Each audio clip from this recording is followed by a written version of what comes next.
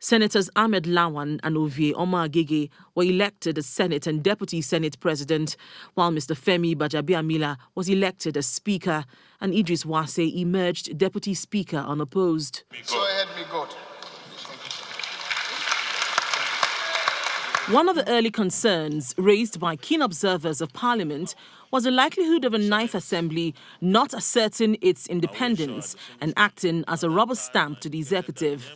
Critics based this concern on how the major principal officers of a National Assembly emerged, particularly as it appeared that they were personally selected by the party and by extension the presidency. The comments made by the Senate President also amplify this concern. I want to assure you that any request that comes from Mr. President is a request that will make Nigeria a better place, either in terms of appointments or legislation. And the Senate will act expeditiously. The legislature is not supposed to be like an extension of the executive. They are not supposed to be like the government in itself. It's supposed to be like we, the people, having eyes and ears inside the system, and so they're looking at what's our interest. But federal lawmakers dismissed the allegations that the Ninth Assembly will be a rubber stamp to the executive. You've seen issues where we disagree in one or two things. That does not mean that we have to be in conflict with the executive at all times or with the president at all times. If there are issues that we need to disagree, we will basically disagree with those issues. In terms of legislations proposed in the last 6 months by the Ninth Assembly, none was as controversial and placed Parliament on a collision course with the public as much as a social media bill and the bill to establish a commission on hate speech. The commentary in the public sphere was brutal as Nigerians exclaimed that these bills are intended to stifle free speech. They're looking for a way to control that media, to be able to monitor what is being said, how it's being said, and who it reaches. And if the legislator is asking for 37 billion, this legislature is asking for 37 billion to renovate their, their house, as I would like to call it, the National Assembly. That means they're not taking into cognizance the pulse of the people. This is not the time. This is not the greatest need. The Ninth Assembly scored a huge win by passing the national budget in December 2019, returning the country to a one-year budget cycle, an accomplishment not achieved by previous parliaments in recent times. Going into 2020, Nigerians would want to see a National Assembly step up to its constitutional role of checking the executive, efficiently oversighting government MDAs, and passing critical legislations to pull Nigeria out of the unenviable ranking of the country with the largest number of extreme poor people in the world. Linda Akibe, Channels Television News.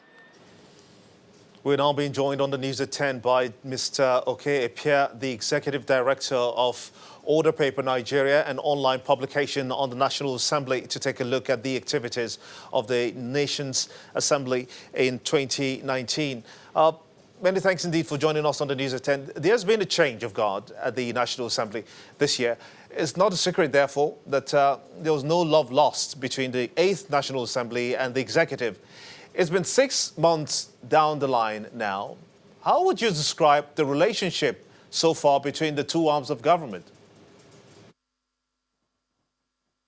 Thank you, Gimba, for having me here, and compliments of the season to your viewers. My comments will be straight away. We are having a pliant National Assembly, and for all intent and purposes, for the sake of democracy and the deepening of democratic practice, I do not think that this is what we should have. Nobody's asking the National Assembly to go on confrontation, rage with the executive. But everyone expects that the National Assembly would sit up and, defend its constitutionally provided positions as a presidential democracy that we practice.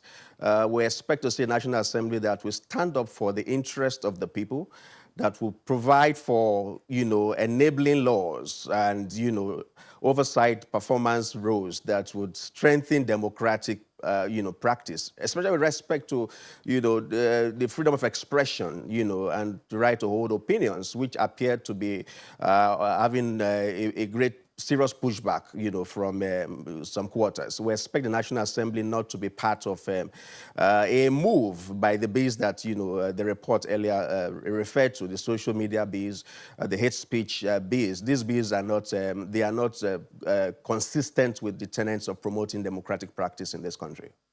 So then, how would you describe the Ninth Assembly now in terms of the quality of those bills?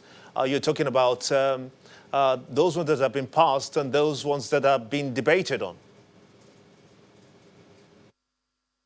Well, to make the point clear, it is not to say that the National Assembly in the last 6 months has not recorded some good commendable attempts at legislation. I mean, we know that they have, for instance, passed the production sharing contract amendment bill in the oil sector, which is one that has gladdened the hearts of many Nigerians.